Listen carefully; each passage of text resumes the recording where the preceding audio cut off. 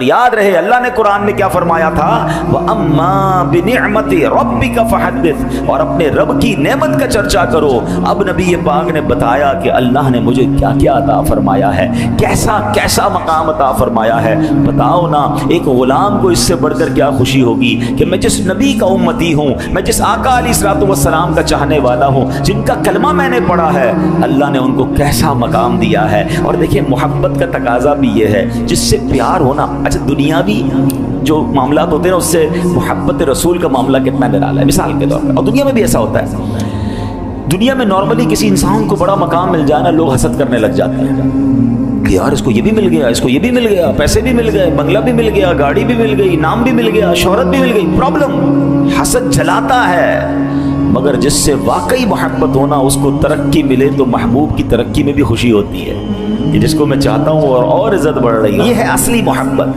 اور سبحان اللہ، محبت رسول کیا ہے کہ جب ایک غلام کو پتا چلے کہ رب نے تمہارے حبیب کو کیسا مقام دیا، کیسا اونچا مقام دیا ہے جو دنیا میں کسی کو نہیں دیا۔ اور سبحان اللہ قرآن میں ایک اور وعدہ ہے، اب ذرا سمجھیے گا، یہ بڑی باریک بات ہے، اگر آپ سمجھ گئے نا تو مزے کو مزہ آ جائے گا۔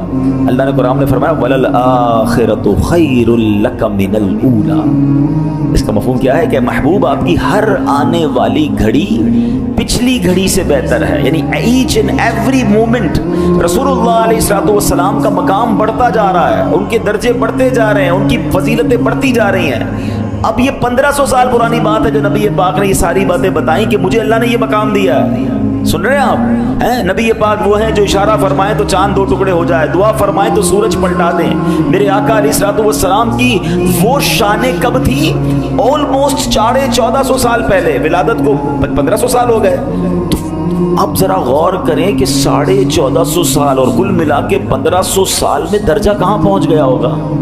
مقام بڑی باریک بات ہے، وہ مقام کہاں پہنچ گیا ہوگا؟ وَلَلْآخِرَةُ خَيْرٌ لَكَ مِنَ الْأُولَىٰ۔ یہ رب نے قرآن میں وعدہ فرمایا کہ محبوب تمہاری ہر آنے والی گھڑی پچھلی گھڑی سے بہتر ہے۔ تو ہر گزرنے والا دن ہمارے آقا کا مقام بلند ہو رہا ہے، ان کا چرچا بلند ہو رہا ہے، ان کی شان بلند ہو رہی ہے۔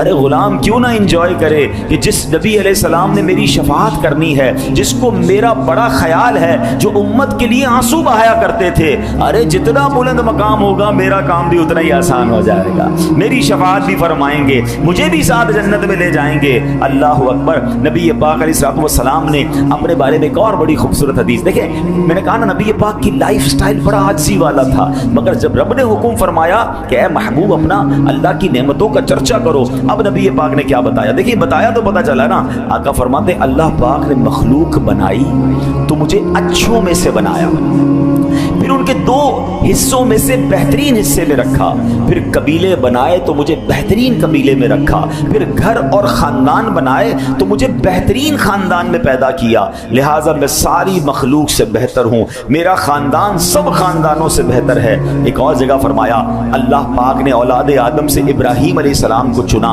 اور انہیں اپنا خلیل بنایا، پھر اولاد ابراہیم سے اسماعیل کو چنا، پھر حضرت اسماعیل کی اولاد سے نزار کو چنا، پھر اولاد نزار سے مدر کو، مدر سے کنانہ، کنانہ سے قریش، قریش سے بنو ہاشم، اور بنو ہاشم سے بنو عبد المطلب، اور بنو عبد المطلب سے مجھے منتخب فرما لیا۔ یعنی تو بیسٹ کریشن جو تھی، جو بیسٹ سبحان اللہ کائنات میں لوگ تھے، میرے آقا ان میں سے سب کے سردار ہیں۔ سبحان اللہ، یہی بات تو بریلی کے تاجدار لکھتے ہیں نا، ذات ہوئی انتخاب، وصف ہوئے لاجواب، ذات ہوئی انتخاب، وصف ہوئے لاجواب، اور نام ہوا مصطفیٰ، تم پہ کروڑوں درود۔ ایسے ہیں میرے آقا، وہ شان ہے ان کی۔ اچھا یہاں تو ایک ایسی حدیثیں ہیں کہ میں بیان تسلسل سے کرتا چلا جاؤں، دن بھی ختم ہو جائے گا، راتیں بھی ختم ہو جائیں گی، باتیں بھی ختم ہو جائیں گی، میرے آقا کی شان کا احاطہ کیسے ہو سکتا ہے؟ مگر چونکہ قرآن کی ایک آیت کو ہم لے کے چل رہے ہیں تو اس آیت کے 2 پہلو تھے۔ میں نے بیان کے شروع میں کہا تھا کہ ایک تو یہ نبی پاک کو حکم تھا وَأَمَّا بِنِعْمَةِ رَبِّكَ فَحَدِّثْ، اور اپنے رب کی نعمت کا خوب چرچا کرو، اور اس کا دوسرا پہلو تو نبی پاک کی طرف تھا۔ اب ایک پہلو ہمارے لیے بھی ہے، کیونکہ جب نبی پاک کے ذریعے آیت ہم پڑھیں گے تو اس کا مطلب کیا ہوگا کہ اے مومنوں، اے ایمان والو، اے لوگوں جو تمہیں اللہ نے نعمتیں دی ہیں اس کا تم بھی تو چرچا کرو نا۔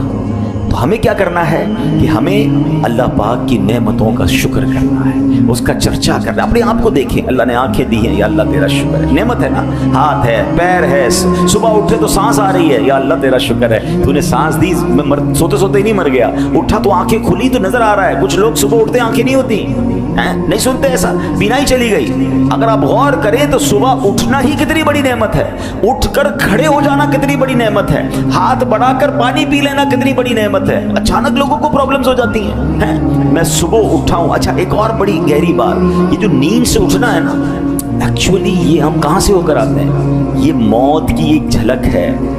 ہاں، آپ میں سے کچھ لوگوں کو سونے کی دعا یاد ہوگی۔ سنت دعا کیا ہے؟ اللہم بسمک اموت و احیا۔ مانا کیا ہے؟ اللہ کریم کے اس نام سے میں جیتا ہوں اور مرتا ہوں، میں تو سونے جا رہا ہوں۔ موت کا ذکر کہاں سے آ گیا؟ اموت و احیا، اس کا مطلب نیند ایک جھلک ہے موت کی۔ اب دیکھ رہے جب میں اور آپ سوتے ہیں تو ہمیں پتہ ہوتا ہے کون آیا کون گیا، ہمارے سامنے کیا ہوا، نو، ختم، ہم ایک طرح سے دنیا سے چلے جاتے ہیں۔ اچھا اٹھنے کے بعد کی دعا کیا ہے؟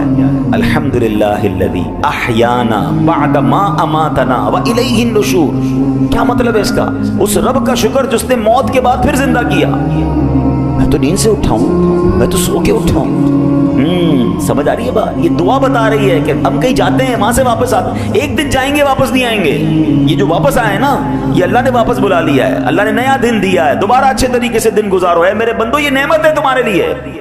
کاش یہ بات سمجھ آ جائے۔ وہ بچپن سے ایک کلام سنتے تھے نا، اس کا ایک شعر کیا تھا؟ سونے والے رب کو سجدہ کر کے سو، کیا خبر اٹھے نہ اٹھے صبح کو، کیا خبر تیری صبح ہو نہیں اور صبح ہو تو زیر زمین۔ تو یہ بات سمجھنی ہے کہ سوتے وقت کلمہ پڑھ کے توبہ کر کے، اللہ توفیق دے تو باوضو صلاۃ و توبہ پڑھ کے سوئیں، کیا پتہ صبح نہ اٹھے، تیاری کر کے سونا ہے۔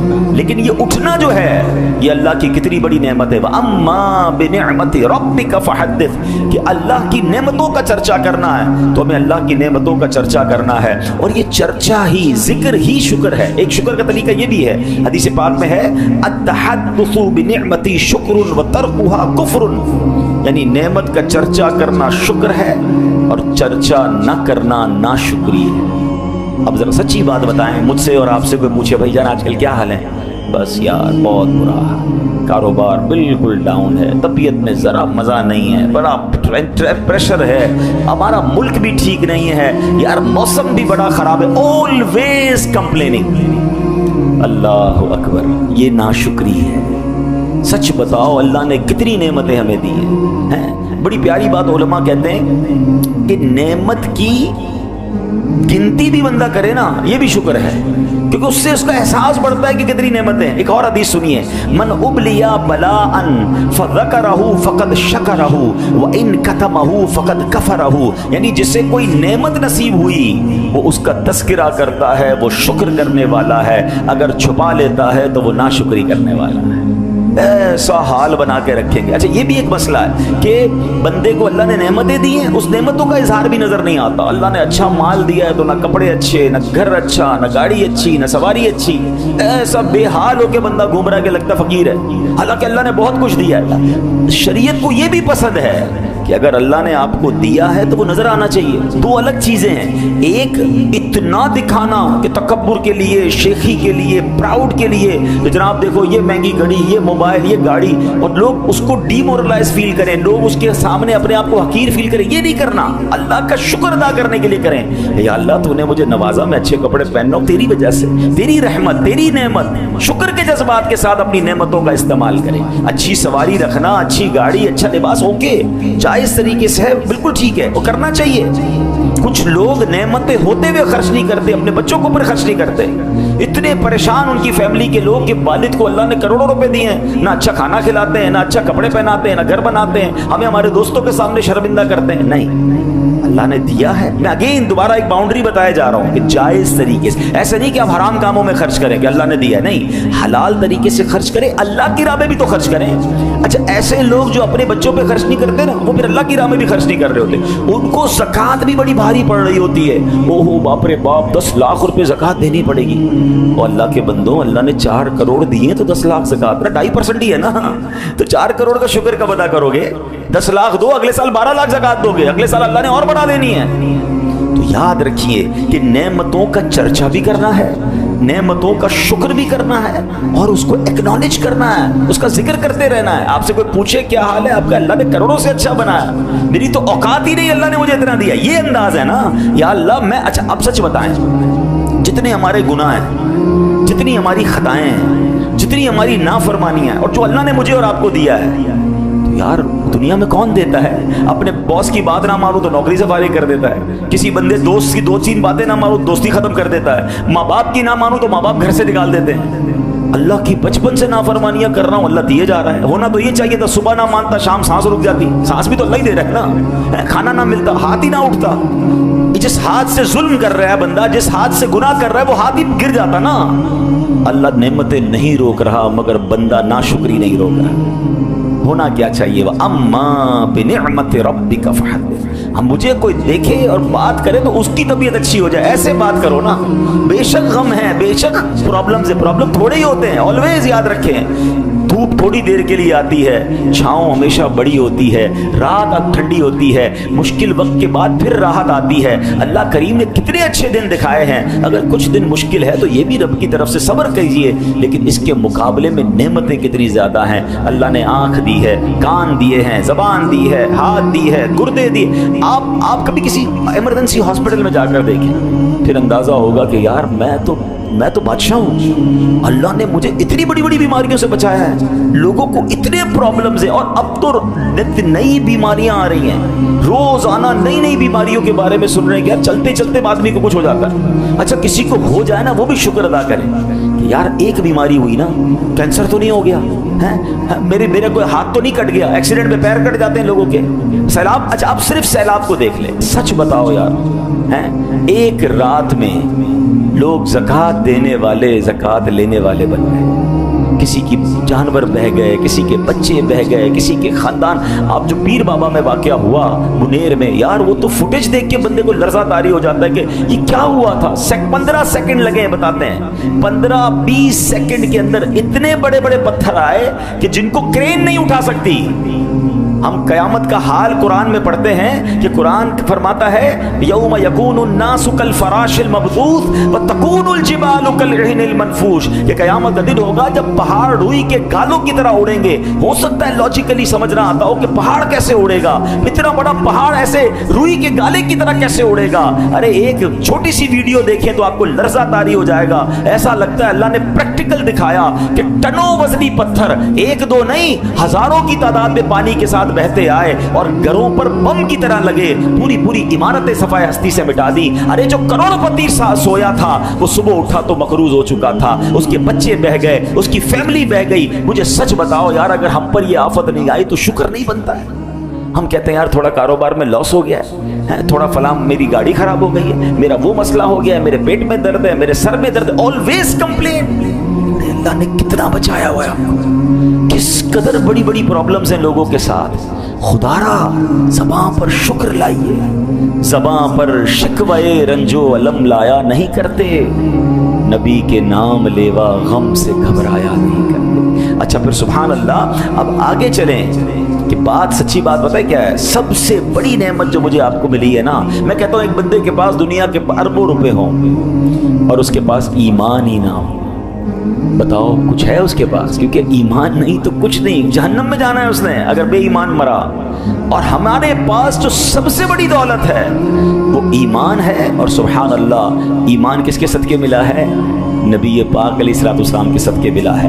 اچھا اللہ نے پتہ ہے کتنی بڑی نعمت دی ہے، پیارے آقا کا جو مجھے اور آپ کو امتی بنایا نا، یہ احسان رب نے خود قرآن میں بیان فرمایا ہے۔ اللہ نے قرآن میں اپنے کسی احسان کو اس طرح ذکر نہیں کیا جس طرح اس احسان کا ذکر کیا۔ قرآن میں رب فرماتا ہے لقد من اللہ علی المؤمنین اذ بعث فیہم رسولا، بے شک اللہ نے ایمان والوں پر بڑا احسان فرمایا جب ان میں سے ایک رسول مبعوث فرمایا۔ پتہ چلا یہ اتنا عظیم احسان ہے کہ اللہ قرآن میں فرما رہا ہے کہ ایمان والوں پر رب نے یہ احسان فرمایا ہے۔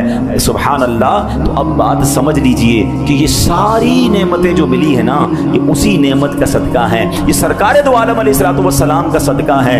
ایمان ملا، ان کے उनके सदके, कुरान मिला उनके सदके, रहमान मिला उनके सदके। ये जो सांसें चल रही है ना, मैंने शुरू में हदीस कुदसी सुनाई थी, अल्लाह फरमाता है लौला कलमा खलक़तुद दुनिया, ए महबूब ये दुनिया न बनाता, अगर तुझे न बनाता तो फिर मैं और आप भी तो इस दुनिया में आए किसके सदके? रसूल पाक के सदके। जिस्म में जान है उनके सदके, हाथों में ताकत है उनके सदके, ये ज़मीन जिसमें हम खड़े हो सकते हैं ये उनके सदके, आसमान है उनके सदके, दरख्त पत्थर फूल ये चांद सितारे पहाड़ और दरिया सब उनके सदके हैं। जब भी तो सैयदी आला हज़रत लिखते हैं ना, ला व रब्बिल अर्श जिसको जो मिला उनसे मिला, पटती है कौनैन में नेमत रसूलुल्लाह की। अब आइए, जब ये इतनी बड़ी नेमत रसूल पाक है हमारे लिए, तो इनका चर्चा कैसे होना चाहिए, इनका जिक्र कैसे होना चाहिए? सहाबा किराम से सीखते हैं, उनकी ज़बान पर हर वक्त रसूल पाक का जिक्र होता।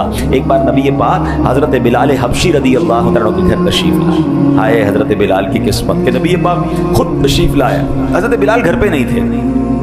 पता है आपकी ज़ौजा क्या कहती है? कहती हुजूर बिलाल तो घर पे नहीं है, मगर वो जब घर पे होते हैं ना तो उनकी ज़बान पर एक ही रट होती है, काला रसूलुल्लाह, काला रसूलुल्लाह। नबी पाक ने ये फरमाया, प्यारे आका ये फरमाते हैं, अल्लाह अकबर। हज़रत बिलाल का इश्क देखें, जब सरकार की बारगाह में होते तो दीदार मुस्तफ़ा करते, घर पे आते तो रसूल पाक का चर्चा करते। ये कैसा इश्क था नबी पाक ने। देखो हज़रत बिलाल की कैसी तस्दीक फरमाई। आका फरमाते, मा हद्दसकी अन्नी बिलालुन फ़क़त सदका, बिलाल मेरी तरफ से जो भी हदीस बयान करता है वो सच है। बिलालुन ला यकज़िबु, बिलाल झूठ नहीं बोलता। एक और बात सीखने को मिली कि अल्लाह के नेक बंदे झूठ नहीं बोलते, झूठ से बचें। और हज़रत बिलाल कैसे सच्चे कि नबी पाक उनकी गैबत में उनके पीछे फरमा रहे हैं कि बिलाल ने जो तुमसे बात की है ना सब सच की है, क्योंकि बिलाल झूठ नहीं बोलता। मगर हज़रत बिलाल से सीखने को क्या मिला? व अम्मा बिनिअमति रब्बिका फहद्दिस। अरे जब बात करते थे रसूल पाक की बात करते थे। हज़रत अबू हुरैरा रज़ी अल्लाह तआला अन्हु कैसे सहाबी हैं, कितनी सबसे ज़्यादा हदीसें आपसे रिवायत हैं। आपकी रूटीन पता है क्या थी? जब आपको कोई विलेज से देहाती आकर मिलता था ना, तो आप उस देहाती को रोक के पता है क्या कहते थे? क्या आपको मैं नबी पाक अलैहिस्सलाम, और उससे पूछते ना कि नबी पाक की ज़ियारत हुई है? कहते मैं नबी पाक को नहीं देखा। तो कब बैठे, मैं आपको नबी पाक के औसाफ बताता हूँ, प्यारे आका के कमालात सुनाता हूँ, नबी पाक का हुलिया बताता हूँ। यानी लोगों को पकड़ पकड़ कर अपने हबीब अलैहिस्सलाम का जिक्र करते, उनकी बातें बताते, उनका सुभान अल्लाह, उनका हुलिया बताते। इसका क्या मतलब है? सुभान अल्लाह। भाई सहाबा किराम यकीनन नेकी की दावत भी देते थे, इस्लाम के अहकाम भी बताते थे, मगर वो जानते थे कि कमालात मुस्तफ़ा अगर बयान करेंगे, ज़िक्र मुस्तफ़ा करेंगे, सरकार अलैहिस्सलातु वस्सलाम के चेहरा अनवर की खूबसूरतियाँ बयान करेंगे, तो उससे क्या होगा? इनका इश्क नबी पाक से हो जाएगा। ये प्यारे आका से मोहब्बत करने वाले बन जाएंगे, इनका रिश्ता मजबूत हो जाएगा, इनका ईमान पुख्ता हो जाएगा। और जिसका ईमान पुख्ता हो, जिसको नबी पाक से इश्क हो, फिर वो नेकियों के रास्ते पर चलना शुरू कर देता है। और यही बात शायर मशरिक ने लिखी कि मोहम्मद की मोहब्बत दीन हक की शर्त अव्वल है। मोहम्मद की मोहब्बत दीन हक की शर्त अव्वल है। इसी में हो अगर खामी तो सब कुछ नामुकम्मल है। कि मोहम्मद से वफा तूने तो हम तेरे हैं। ये जहां चीज़ है क्या, लौहो कलम तेरे हैं। और सुभान अल्लाह, मौलाना हसन रज़ा खान साहब क्या लिखते हैं? नाम तेरा, जिक्र तेरा, तो तेरा प्यारा ख्याल। नाम तेरा, जिक्र तेरा, तो तेरा प्यारा ख्याल। ना तवानों बेसहारों का सहारा हो गया।